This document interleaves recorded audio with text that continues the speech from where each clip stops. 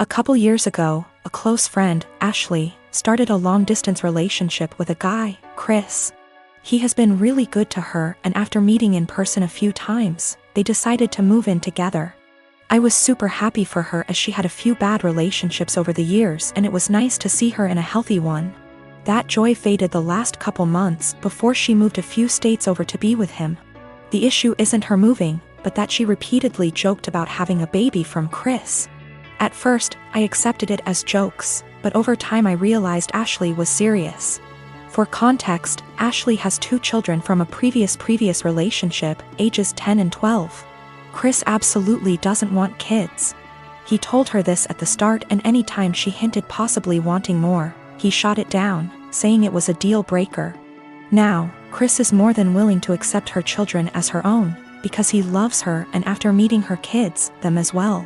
He's accepted that they are a package deal with her, and since they are at an age where they are semi-independent, it's not an issue for him. To me, Chris is a real bro for taking on her kids without issue. Hearing Ashley say she wants a baby out of him, one way or another, bothered me to no end. It's hard enough to find a partner that treats you well and accepts children that aren't their own. To find one that does and then talk about plotting to force a baby seems gross and manipulative. Before her move, I had sat down with Ashley, trying to talk sense into her. At first she resisted, but finally it seemed she understood how shitty it would be. After I felt like she had understood, I put the issue behind me and helped support her through the hassle of moving. A few days after she left, I got a call from a mutual friend who delves into the Wiccan / metaphysical realm. She was distraught and confessed to me that shortly before Ashley's move, Ashley had come to her asking for a fertility spell. This friend didn't feel comfortable about it and refused. When pushed, she said she cast a spell for a healthy and honest relationship, but told Ashley it was for fertility.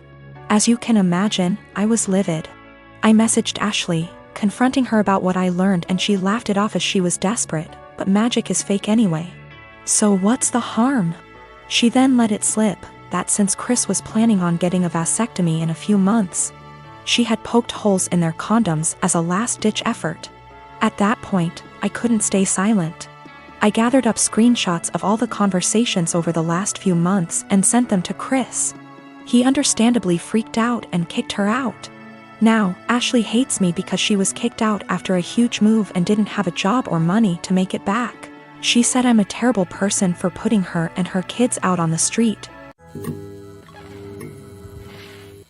I am married to my wonderful wife Melody, and she is currently pregnant with our first child together.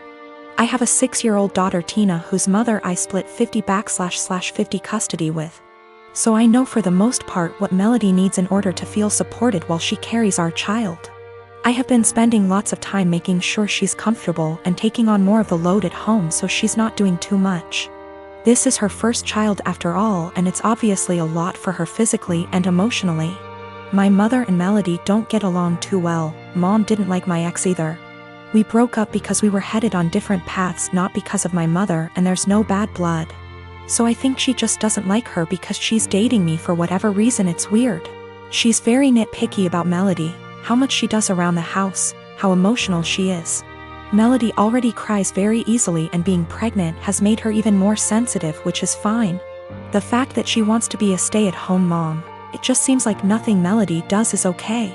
I do, however, stand up for her and do not just allow my mom to talk down to her.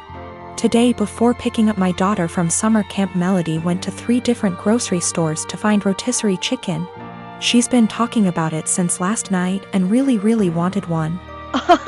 She sent me picture messages documenting her quest for the chicken and finally found it. My girl was happy. Rotisserie chicken is also kind of a comfort food for her, like spaghetti, because her mom used to make one of those when she was having a lazy day and didn't feel like cooking. She was planning on serving that with some other basic sides for dinner, perfectly fine by me.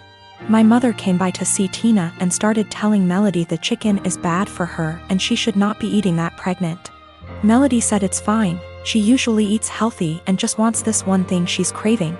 My mom went on about how unhealthy it was and said she needs to eat something else. Melody said no and went to the backyard to FaceTime her family out of state. When she came back, my mom had thrown out the food and ordered takeout, a salad for Melody and pizza for everyone else. Melody asked where the chicken was and my mother told her she needs to start being a responsible mother and eat correctly for the baby. Melody screamed, "What the is wrong with you? Why are you always such a..." to me? She then started crying and called me home. I came back and asked my mother to leave after hearing her story and said she is not to come back until she apologizes for how she treated Melody. My mom went on about how I'm choosing another woman over her, but I just think enough is enough and Melody reached her limit. She apologized to me for blowing up when Tina was in the house, but I told her it's okay, things happen, Tina is okay. And I went to find her another chicken before the store closed. My dad thinks I'm right for taking Melody's side, but my brother thinks I should always defend mom. I do plan on having a sit down with both my parents and my brother with my mom. I'll talk to my dad first, then have a family meeting. I would still want my mom around, and honestly maybe I'm just weak, but that's my mother. However, if she cannot learn to change and respect my family, then we will just have to go and see. It's hard, but it is what it is. Melody doesn't even want to completely cut her out, she just wants change as well. But I will protect Melody at all costs, and if that means cutting off my mom, then so be it. My ex and I did not break up because of my mother. We had different ideas of where our lives were going. Tina was not planned and we were already heading towards going our separate ways before she got pregnant. We tried to make it work for Tina, but that's not what relationships are about, so we split and it's working great. My ex and Melody get along great, Tina is happy and we work through things as one big blended family. My ex and Melody have talked about my mother with each other before, and that was when I realized I needed to see a therapist to work through my childhood with a mom like mine. It's a process. I'm working through it the best I can. Melody's pregnancy is going smoothly for the most part. Just exhausting and emotional, as she put it. Also, we're having a girl. We had our gender reveal. I did find her another chicken yesterday night after this whole fiasco. My sister Amanda never met her bio mom. My dad raised her alone until she was barely 1. My dad and my mom got married in 1992. Amanda knew that my mom wasn't her bio mother. She started pressuring my dad for information on her mom when she was around 17. My dad always gave her vague answers and refused to talk about her bio mom, which put a strain on their relationship. Enters our uncle and revealed the family secret. Apparently, Amy's mom wanted an abortion. She was 19. But my dad and his parents were able to bribe her. They offered her money if she followed up with the pregnancy. And she accepted. My grandparents sold one of their houses and gave her half of that money to Amy's mom when the pregnancy was viable. And the other half she received when she waived her parental rights over Amy to let my mom adopt her when she was 4. My uncle wasn't supposed to tell her that. My grandparents were furious. Amy stopped her crusade to meet her bio mom and her relationship with my dad went back to normal. Amy never mentioned her bio mom again. Dad got her into therapy after that. A month ago, Amy found out that she was pregnant. The pregnancy was an accident. She switched birth controls. The problem being, Amy is about to start her surgical residency and her hours are insane. It is basically impossible to raise a baby while working in that rhythm, so she wanted an abortion. The problem is that Mark, her fiancé, 6 years together, wanted her to keep the baby. It caused a big fight. In a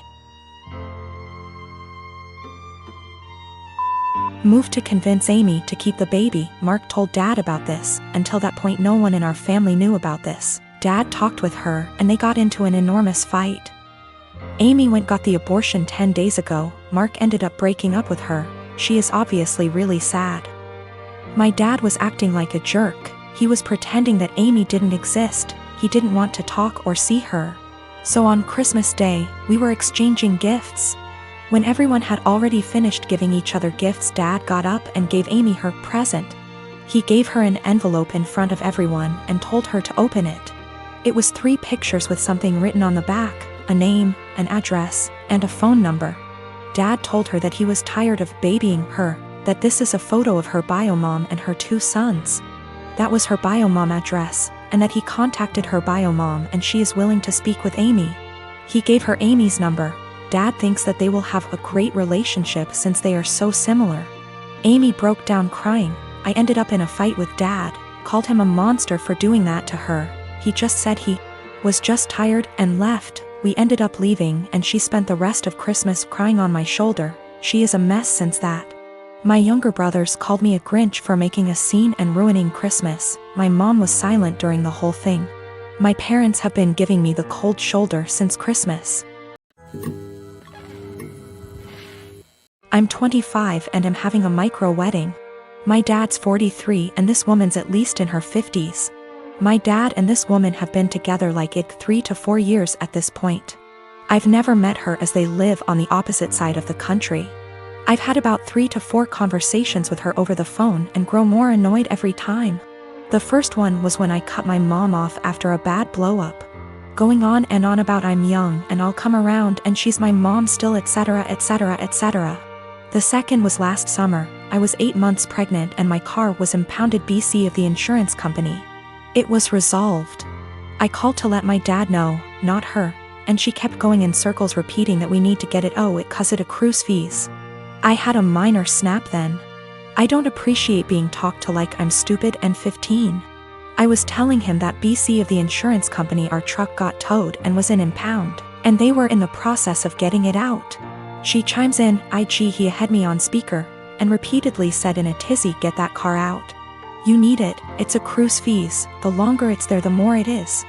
Literally repeated the same sentences for 10 minutes refusing to listen. When I told her it was being handled until I snapped and told her to stop it because it was being handled and I knew perfectly well what impound is and does and to stop talking to me like I'm 16 years old. Again, I was 8 months pregnant and was giving an update, not asking advice. I sent my dad an invite specifically addressed to only him and his RSVP was pre-filled for only him. I've seen him all of 2 times in the last 10 years and the only time he made an effort of contact was when I was pregnant. Well, now I'm getting married, in a week at this point. He never sent his RSVP card, so I texted him asking about him and his parents and he said they're all coming. So I reiterated all 3? And he said 4 including this woman. I said his invite was addressed to him and pre-filled for 1. I haven't had a text since. Not only is it my wedding, but my FH and I are announcing our 2nd pregnancy as well and I don't want someone who lacks boundaries there. Or someone, not from my IL family, that I haven't met / don't know. Yes, I did try talking to him this spring in person about her behavior. I told him I don't appreciate it when she talks to me like some stupid teenager who doesn't know what anything means. I don't call for advice, I call to give updates. I didn't need or appreciate the consistent repeating of information I had made clear I already knew. He told me she's just motherly and I told him that's great for her. But I'm not her child, I'm not her friend, and I don't need another mother. I have 3 and didn't need another one. I'll be sending a message tomorrow asking if he's coming or not and if he won't go without her that's fine. Just don't come at all and I'll send a Zoom link that ends promptly after the ceremony. It's my wedding and I just don't want her there. If he doesn't want to go without her that's fine, I'll send a link to the stream for those who couldn't be there.